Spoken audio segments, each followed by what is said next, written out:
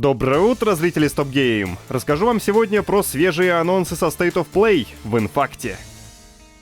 Но сначала немного порадуемся за Remedy. Ее Alan Wake 2 наконец начал приносить прибыль. Все эти месяцы игра только окупала себя. Вот так. Это стало известно из финансового отчета студии. Команда заявила, что к концу 2024-го тираж Alan Wake 2 превысил 2 миллиона копий. Теперь игра окупила затраты на производство и маркетинг. Ура! Из других новостей, разработка кооперативного шутера FBC Firebreak идет полным ходом. В декабре команда успешно провела закрытое техническое тестирование. Релиз по-прежнему намечен на 2025 год. Еще Control 2 перешла в стадию активной разработки, а ремейки Max Payne'ов делают. Сегодня ночью Sony провела презентацию State of Play. На ней показали целую гору игр, но вот сколько из них интересные... Решайте сами. Если что, список всех трейлеров скоро появится в заметке у нас на сайте, я перечислю основное. Все упомянутое, если что, выйдет на PS5 и большая часть на ПК и Xbox. Вначале презентаторы анонсировали Shinobi Art of Vengeance, 2D-платформер со стильной рисовкой от авторов Streets of Rage. Потом анонсировали Sonic Kart, ака Sonic Racing Cross Worlds. Любители Соника и машинок в восторге. Далее в эфир ворвался Dave the Diver вместе с Ичибаном из Якудзы. В игре ожидается новый кроссовер. Потом показали уже анонсированные Borderlands и Split Fiction, на них задерживаться не будем. А вот трейлер Directive 8020 я упомяну. Авторы Until Dawn из Supermassive Games сняли новое кино в космосе. Такой вот чужой дома. Красиво, немножко крипово и можно всех поубивать, наверное. Показали Midnight Walk, у нее теперь есть дата релиза. Поздравим эту адвенчуру и всех сочувствующих. А вот главная звездочка этой презы для меня — это анимуша Way of the Sword. Capcom показала нового главного героя, который стильно нарезает врагов. Зовут чувака Миямото Мусаши, и почему-то он разговаривает с британским акцентом. Это загадка, в истории расскажут, надеюсь.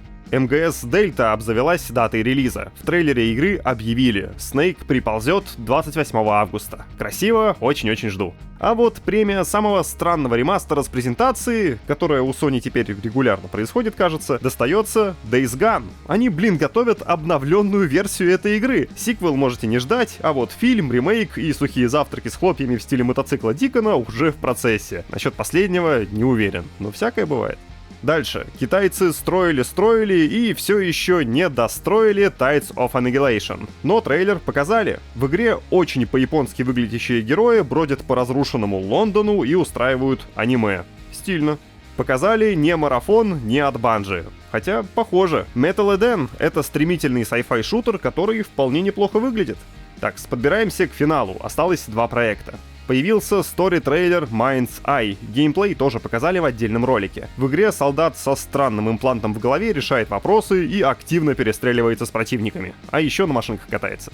Ну и в финале анонсировали новую игру от авторов Returnal. Ей стала Сарас. Геймплея пока нет, но суть уже ясна. Нас ждет игра от третьего лица, где придется часто умирать, и после каждой гибели герой будет обретать новые способности. Вот такая вот State of Play. Как вам анонсы? Я вот комменты в разных местах почитал, и прям всем очень не нравится. Хотя, как по мне, нормально. Бенгеров не случилось, но игр много и есть интересные.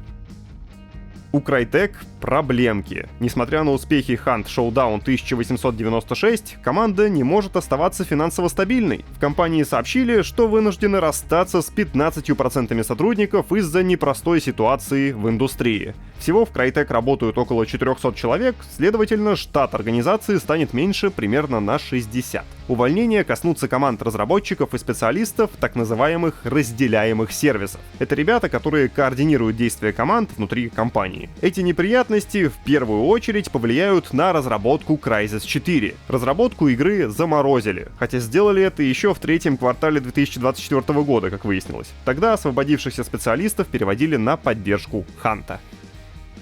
Blizzard провела трансляцию Overwatch 2 Spotlight, где рассказала о том, как же разработчики собираются побеждать Marvel Rivals. Выяснилось, что Over ожидают солидные изменения. Последний раз настолько радикально геймплей перетряхивали с запуском Overwatch 2. Начиная со следующего сезона появятся перки. Это система, где в процессе матча можно будет открывать новые способности в рамках этого одного матча. Уровней будет 2. Например, прокачанный Торбьорн сможет ставить турели на вертикальные стены. сильно переработают и рейтинговый режим. Часть небольших фишек завезут в 15 сезоне, а с 16 и вовсе введут баны персонажей. Позже появится голосование за карту. Новенькое тоже будет. Blizzard очень хвалится режимом Стадион. Это быстрые матчи до 4 побед командами 5 на 5, но с нюансом. Там будут моды. После каждого раунда вы получаете монеты в зависимости от успехов команды. Монеты тратятся на предметы и прокачку, причем куда более обширную, чем система из этих двух перков. А еще в 15 сезоне вернут лутбоксы.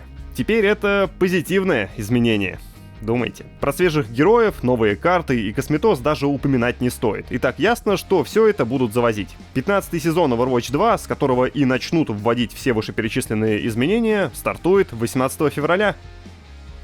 From Software опубликовала новый трейлер Elden Ring Night Rain. В нем игрокам озвучили дату релиза и предложили сложить денежки в сторону предзаказов. Запуск кооперативного спин-оффа Elden Ring намечен на 30 мая. Что насчет предзаказов, то предлагают две версии. Стандартное издание за 2849 рублей и цифровую Deluxe-версию за почти 4000 рублей. Та, что подороже, включает DLC с дополнительными персонажами и боссами, цифровой артбук и мини-саундтрек. Еще будут физические издания игры, кому интересно, можете вопрос изучить. Но на всякий случай напомню, что предзаказа делать не стоит. Лучше обзор дождаться и после принять решение о покупке, а то мало ли, что там авторы выдумали.